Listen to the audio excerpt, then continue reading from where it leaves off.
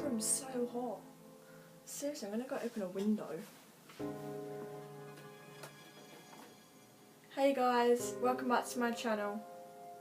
So for today's video I'm going to be doing a story time. So the thing that I wanted to talk about was losing a parent.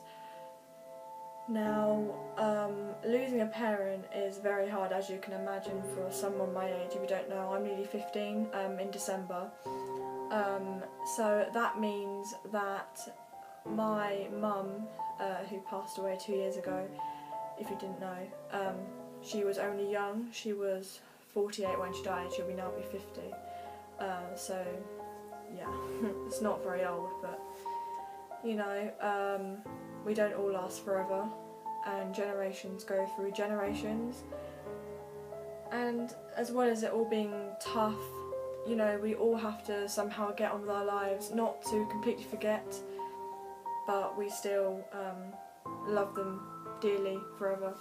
And I believe that it's something that all should be addressed with, I don't really know what the word to say, but I'm just going to say niceness. I don't know if that's a word, you know, just go with it. Yeah, so when it all happened, I just thought that it was all a big blur. My life had just kind of gone completely, and I just thought, this is the end, this is my end of my life. Like, what am I seriously going to do without my mum? Like, she was my rock and my best friend.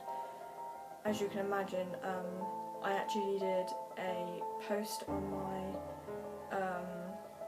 my YouTube, and I was saying about a YouTuber called Chloe Couture. You guys, some of you may know her on YouTube. She's 18 and lives in America, I think.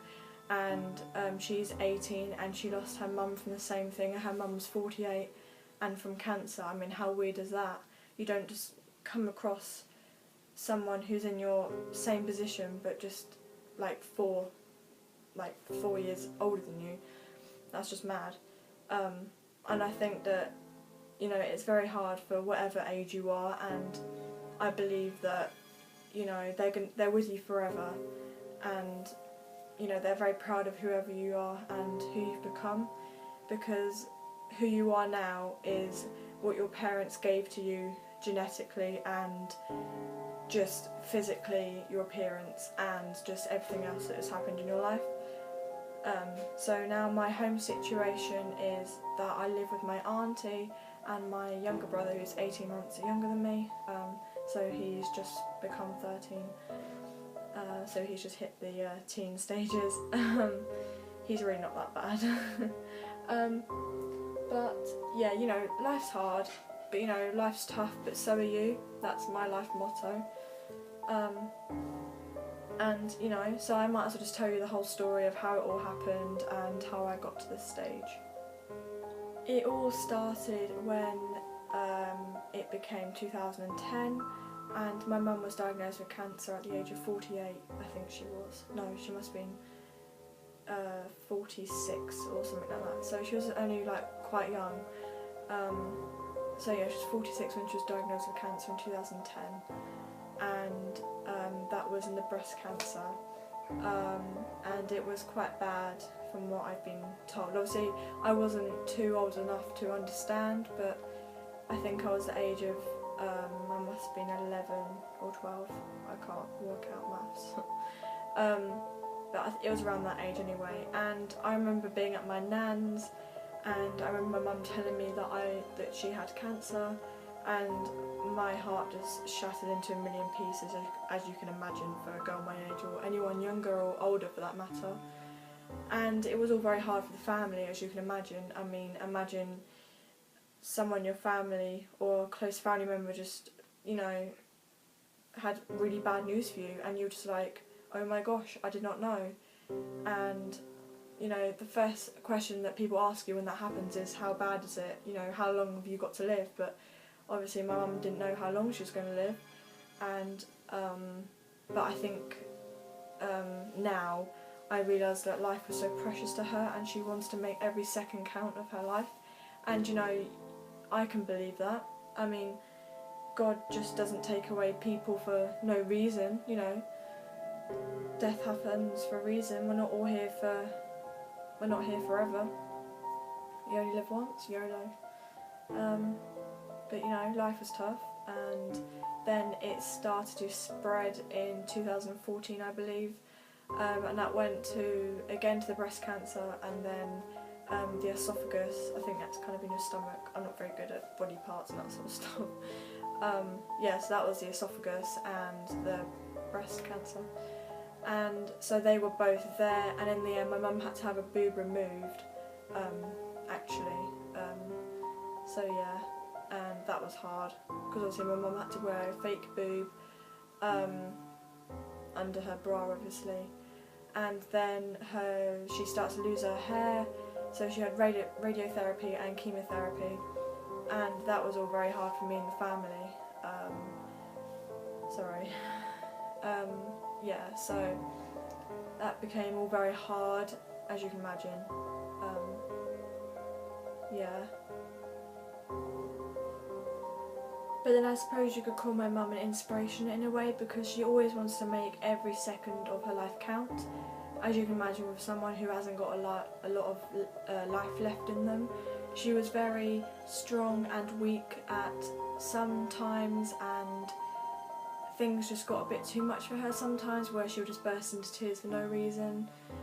And obviously like me and my brother and my family all wanted to be all strong for her, and we all just kind of wanted to be there for her at all times, even though we all kind of live with a mile radius with each other, or roundabout, other than my uncle. He's a bit further away than that, but apart from that we're all quite close together. And I suppose we all, that was all kind of a good time all to be together at one time, just because with all the time that she had left and we didn't know what was going to happen next.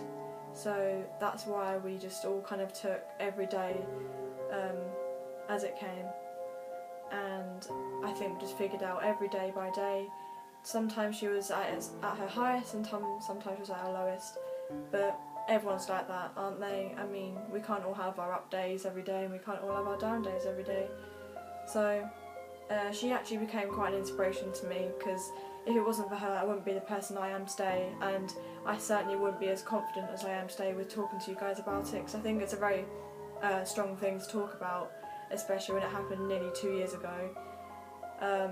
So yeah, when it came to her death, 25th of March 2014, I think it was about 11 PM at night, because I remember being at my auntie's, where I am now, at my house, and I remember we were in her bedroom, and me and my brother were kind of just in the same room. I think I slept on the floor, and my brother was in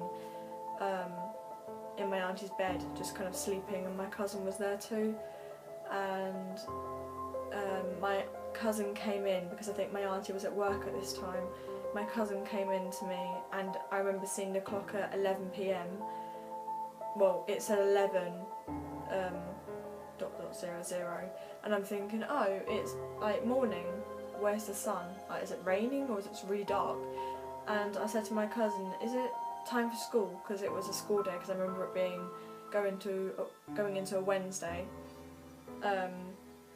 And she came in and she said, no, we've really got to go to the hospital, it's like 11 o'clock at night. And I remember thinking, but that felt like a whole night that I've been sleeping for. Like, where did the time just kind of stop, or am I just kind of dreaming right now? She's like, no, we really have to go to the hospital, Mum's, you know, not very well, she's not going to last for long. And I remember just sitting in the car on the way to the hospital just thinking, what's going to happen to me now? Like, what if Mum passes away on the time we're going to the hospital? And unfortunately that's what happened. I think we got there at 11:04 or 11:05. It only took us about 3 or 4 minutes to get to the hospital, and by the time we actually got all through the corridors, but I don't remember us running, I think we ended up just kind of walking, just thinking, you know, I think we ended up holding hands or something together. We're just like, whatever happens now, if Mum's gone, just remember we all love each other, and Mum's going to be very proud of us all, and I know she will be of all of us, whatever we do in our lives really. And yeah, so we got into the room, and she was there just laid peacefully, and she's obviously passed away by the time we got there. We'd only missed her by about a minute or two. But thinking about it now, if we were a minute or two earlier, then I don't think I'd rather be in the room, because you would have to listen to their last breath, and that would just be really scary, really scary for me, because I know that it affects my brother quite a lot when he thinks about her. But for me, I'm kind of that stronger person who doesn't like to show my emotions and all that, so I just kind of keep it all in, and, well, not keep it all in, but I think during the day when I'm with people I'm more distracted, so I don't really think about it.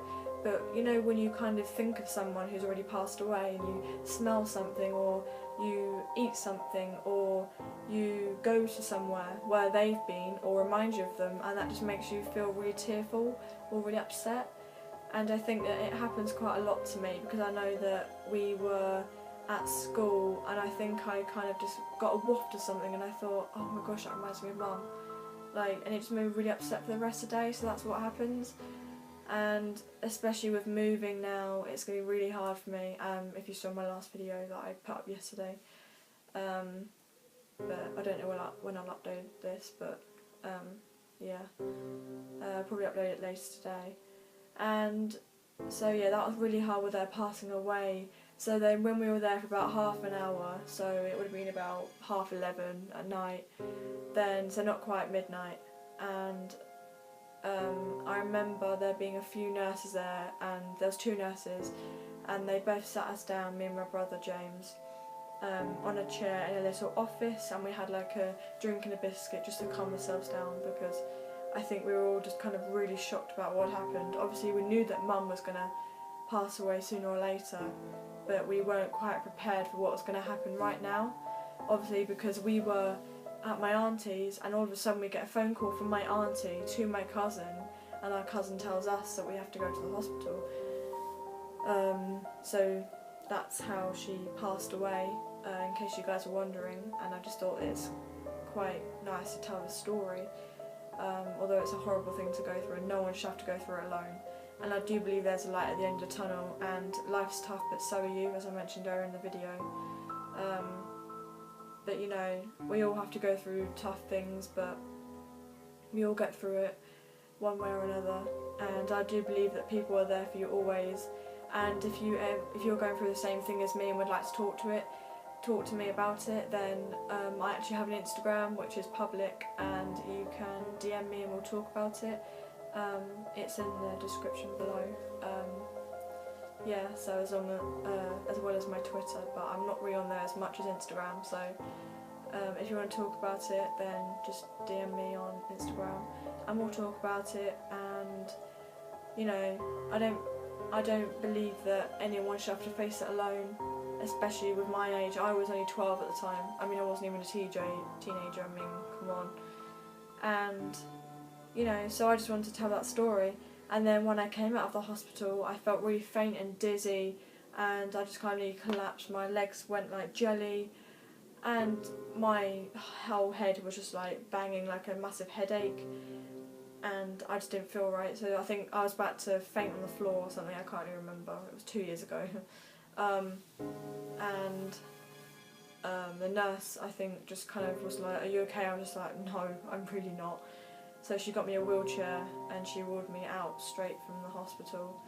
And then I think my auntie must have pulled her car up outside. Now I think we just got into the car. And that was about it really. And then we went home. Things I don't really remember the journey home. I don't think I slept, but I think I remember coming in the door and just being like, wow, what an eventful night. I mean, it was going to be the school next day, and my auntie was like, "You're not going to school tomorrow, you're certainly not going to go to school tomorrow, that's not happening." I was just like, do you know what, I really don't want to go tomorrow. And so I think we stayed up for only 5 days. So for me, I think maybe I had needed a bit more time to carry on. Maybe I could have taken at least 2 weeks off or something like that.